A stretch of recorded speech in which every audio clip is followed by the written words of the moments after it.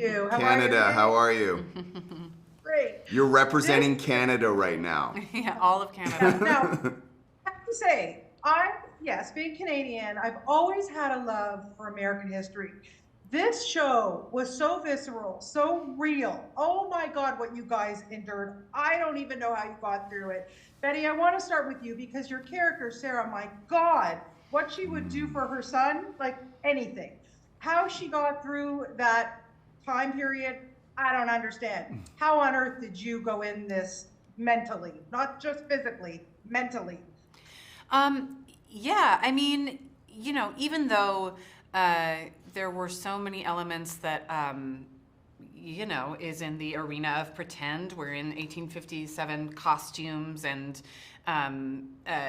it is fantasy. It did feel pretty authentic to what it feels like to be a mom to me, and it sort of felt like this meditation on parenting to me as a mom myself, that you do feel these, as you say, visceral, pretty extreme feelings and would do anything to protect your child. So even though it's this genre miniseries in 1857, it felt very almost familiar to me in a way that was very helpful for playing this character.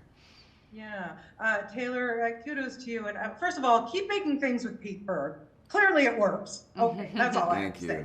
But honest to God, this character Isaac, from when his journey, from when we first meet him and what happens through the end of it, is extraordinary to me. How on earth, where do you even start to prepare? You come off Painkiller, and that was pretty, pretty visceral too. This one is a whole other story. I don't know how you make I'm it just through chasing Pete Berg my whole career, I think. it worked for you. Right. Yeah, I mean, I think for me, it was surprisingly a no-brainer where I wanted to start with Isaac, of just the Shoshone part of it. He was raised Shoshone, so Yes. you just envelop yourself with as much information as you can. You go to the reservation, and they were incredibly gracious with me and open. And, you have to ask these very hard-hitting questions, which can make it uncomfortable, and there's got to be this enhanced trust in the first day of chatting with each other. And I was just treated so incredibly. So you want to go in there and do as much justice as possible. I love that responsibility that comes with it. And they were so amazing with me, not just in prep, but through the whole production, And I can't improvise in Shoshone. So these dialect days where you're learning obviously weeks before, they would be 3-4 hours long, and I'd just keep learning more about it. And so I would be like, oh, what if I want to say this? And then we'd have to go back and figure that out in these moments. But they were incredible with me. So that was kind of my way in. Yeah, just to wrap it up, Betty, I want to ask you, and you can both answer this really quickly.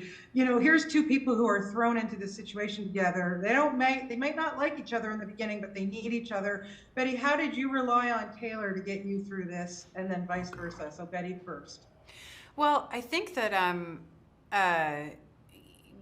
the way that I relied on Taylor was a lot of the way that Sarah relies on Isaac. That it was such an extreme experience with so many different variables, like the locations we were at, the weather, the horses, the stunts. It was almost a lot of, not noise, but it was just a really intense experience. And in order to get lost in a character in a scene, you really need to find stillness to access that part of yourself creatively. And with Taylor, it was extremely easy to access that. Just looking in Taylor's eyes, I was there in the scene, and it felt like kind of the eye of the storm, that all this craziness was going on around us, and then there was this just kind of laser connection between us, which I think really translates to Sarah and Isaac's connection.